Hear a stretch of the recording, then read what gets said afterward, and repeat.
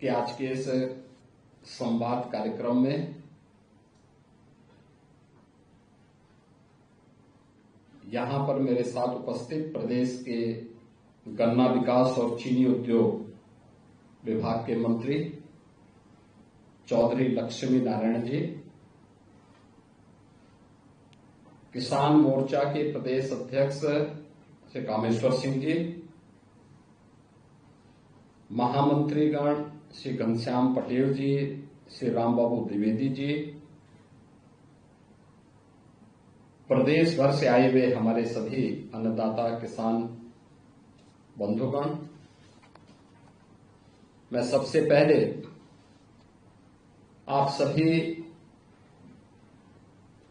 प्रदेश भर से आए हुए किसानों का मुख्यमंत्री आवास में आगमन पर हृदय से स्वागत करता हूं, अभिनंदन करता हूं। आज का दिन अत्यंत महत्वपूर्ण दिन है। गोपाष्टमी का भी पावन आज पर्व है।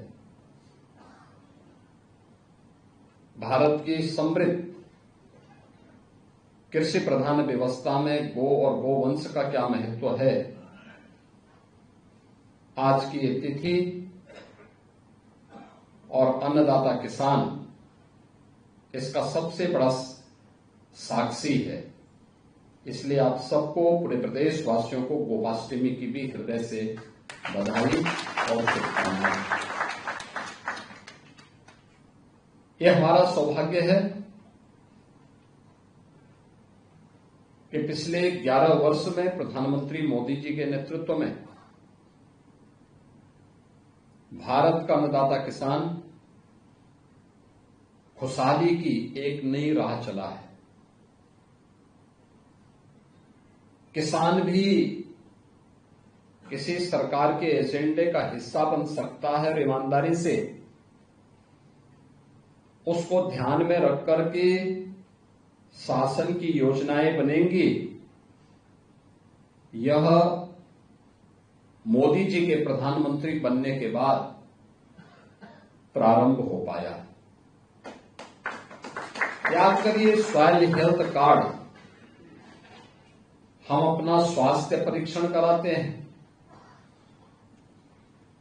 उसके अनुरूप दवा लेते हैं, लेकिन जो धरती माता हमारा पेट भरने के लिए अन्न पैदा करती है, उस धरती माता के उपचार के लिए कोई भी व्यवस्था हमारे पास नहीं थी। उनके हेल्थ कार्ड के लिए कोई भी ऐसा तंत्र हमारे पास नहीं था। पहली बार मोदी जी के आगमन के बाद पूरे देश के अंदर सॉइल हेल्थ कार्ड की व्यवस्था प्रारंभ हुई। अन्नदाता किसानों के लिए अनेक योजनाएं, कृषि बीमा की योजना, प्रधानमंत्री कृषि सिंचाई की योजना, एमएसपी की योजना, वन नेशन वन मंडी की योजना और प्रधानमंत्री किसान सम्मान निधि की योजना।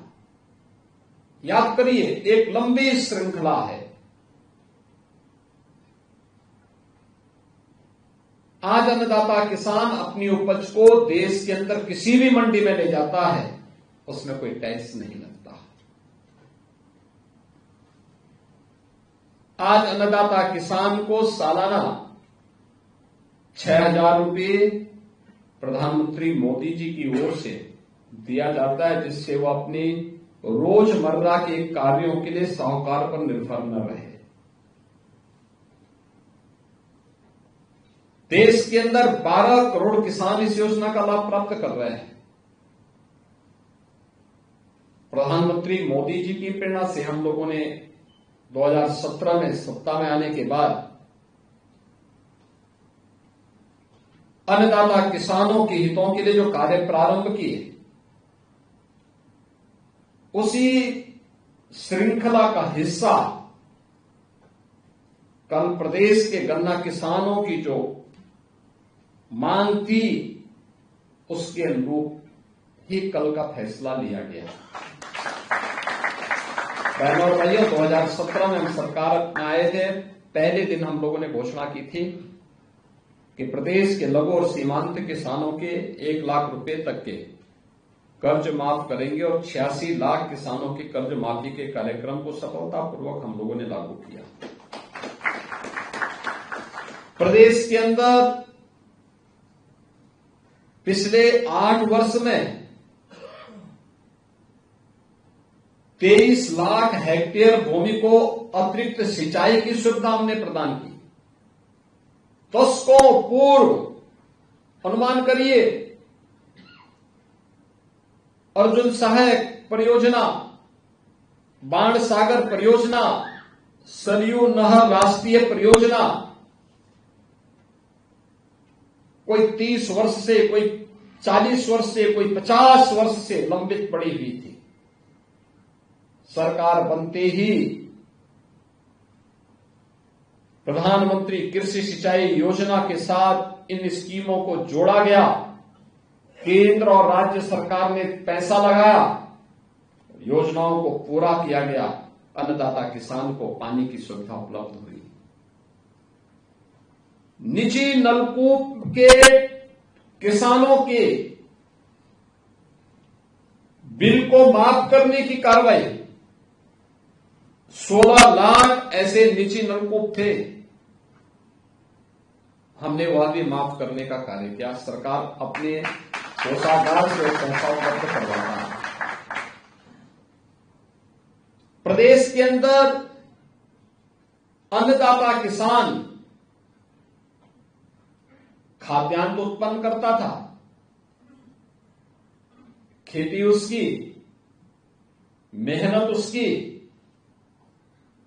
लेकिन उसका लागत उसको नहीं मिल पाता था, क्योंकि सरकार के द्वारा 17 के पहले कोई क्रय केंद्र स्थापित नहीं होते थे। बिचौलिया पैसा कमा लेता था।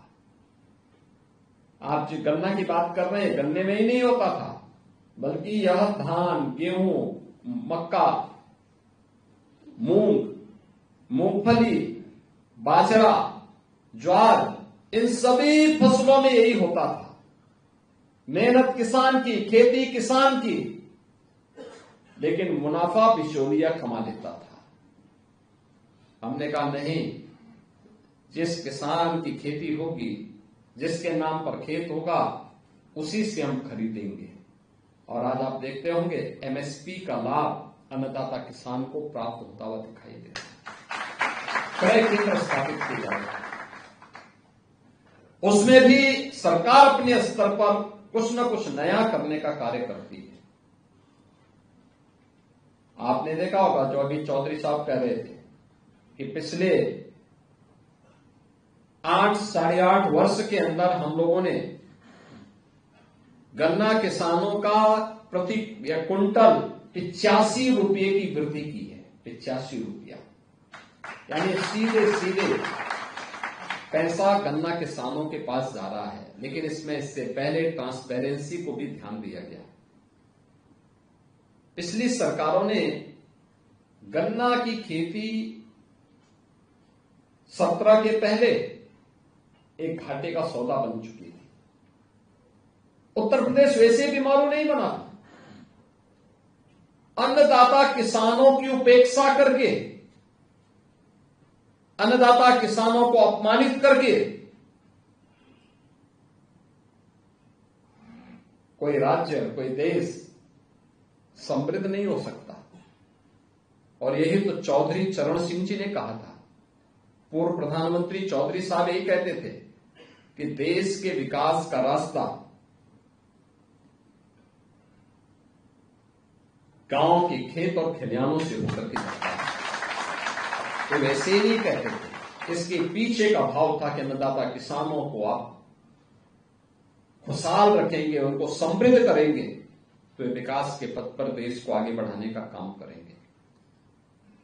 और यही कार्य हम लोगों ने इन सभी को मिलाकर के आगे करने का काम किया। गन्ना किसानों के लिए भी इस प्रकार की स्कीम, 17 के पहले क्या स्थिति थी? हम लोग 17 में आए थे, 2009-10 से लेकर के 2016-17 तक का गन्ना मूल्य का भुगतान बाकी था। चीनी मिलें बंदी के कगार पर थी और बामुश्किल 108 से 110 चीनी मिलें ही चल पाती थी। जो चीनी मिलें भी थी उनकी क्षमता की स्थिति बहुत खराब थी और अनमनस्क भाव के साथ कोऑपरेटिव, फेडरेशन और निजी क्षेत्र की चीनी मिलें चल रही थी।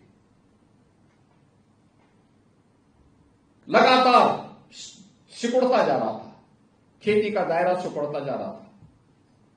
उत्तर प्रदेश, याद करिए, खाद्यान्न में नंबर 2, नंबर 3 स्थान पे आ गया, गन्ना में नंबर 3 स्थान पे चला गया। सबसे अच्छी उर्वरा भूमि, सबसे अच्छी जल संसाधन, लेकिन उत्पादन में नंबर 3 पर, क्योंकि किसान उपेक्षित था, हताश था, निराश था, आत्महत्या करता था। ये बीमारू जो राज्य बना, इसके पीछे सत्ताधारी दलों की बीमार मानसिकता थी, जो किसानों को भी उपेक्षित, अपमानित करता था। और परिणाम था, वे प्रदेश को लूटने में व्यस्त थे, अपने परिवार को आगे बढ़ाने में मस्त थे। उनको प्रदेश की चिंता नहीं थी, प्रदेश के विकास की चिंता नहीं थी। परिणाम हम सबके सामने था और इसीलिए सरकार ने तय किया, 17 में हम लोग आए, हमने कहा पहले कोई चीनी मिल बंद नहीं होने देंगे, जो बंद चीनी मिलें हैं को चलाने के कार्यक्रम को आगे बढ़ाएंगे। चीनी मिलों का विस्तारीकरण होना चाहिए, उनका मॉडर्नाइजेशन की कार्रवाई उनके साथ होनी चाहिए, नई चीनी मिलें लगनी चाहिए।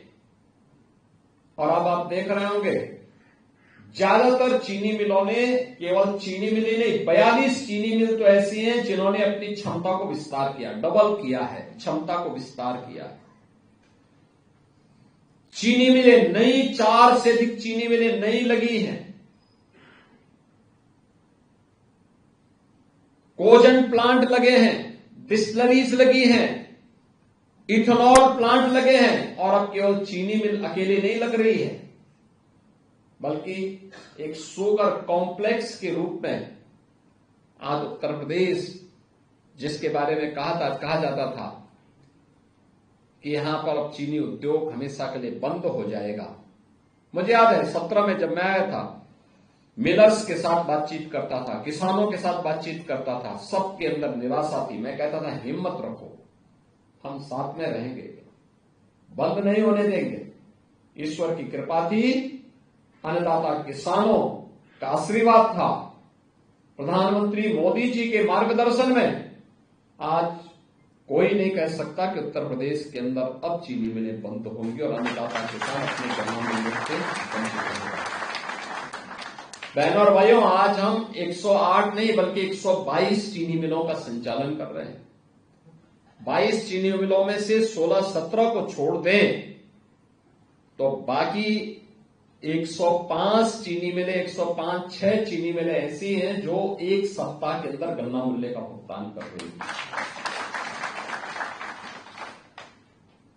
गन्ने का दायरा बढ़ा है, जो चौधरी साहब कह रहे थे, 20 लाख हेक्टेयर से बढ़ा करके अब यह लगभग 30 लाख हेक्टेयर तक पहुंच चुका है। अब चीनी मिलों के लिए गन्ना कम पड़ रहा है और इसीलिए मैंने विभाग से कहा है, अच्छी क्वालिटी का सीड और तकनीक किसानों को दीजिए। मैं उन किसानों का अभिनंदन करूंगा, कुछ हमारे प्रगतिशील किसान हैं जिन्होंने पर हेक्टेयर 2600 कुंटल गन्ना का उत्पादन किया है, 2600 कुंटल। और मैं चाहूंगा उत्तर प्रदेश के हर किसान के सामने यह प्रतिस्पर्धा आनी चाहिए। अच्छी क्वालिटी का गन्ना, सरकार इसमें सहयोग करेगी, वह बीज सबको मिले, तकनीक सबको मिले।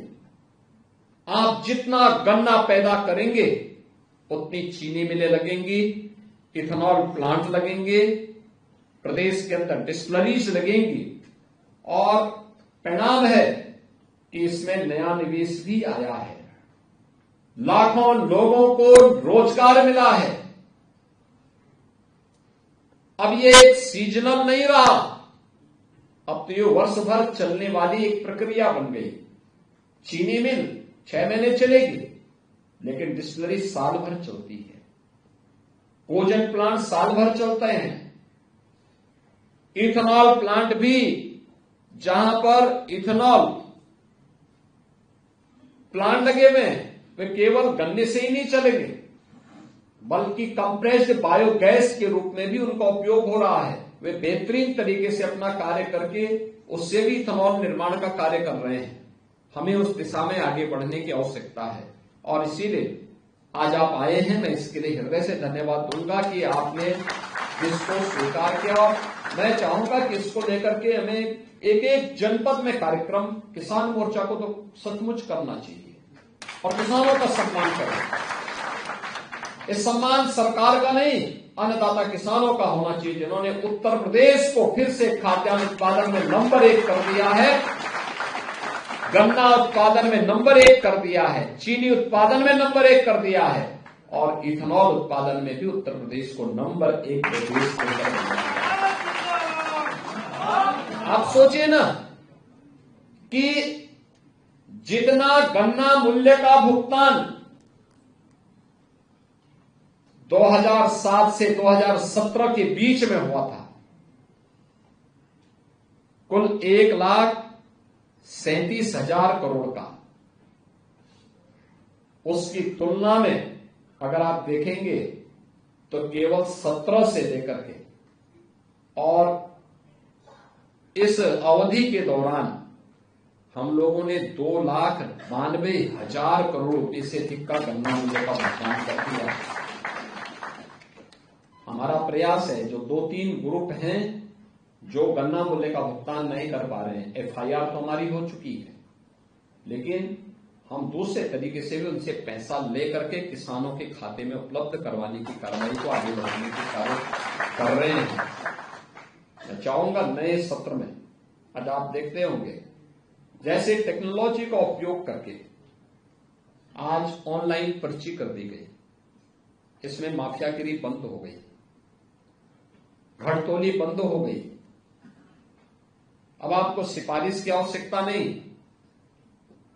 ऐसे ही आने वाले समय में अन्य कार्यों में भी हमें टेक्नोलॉजी का उपयोग करना चाहिए।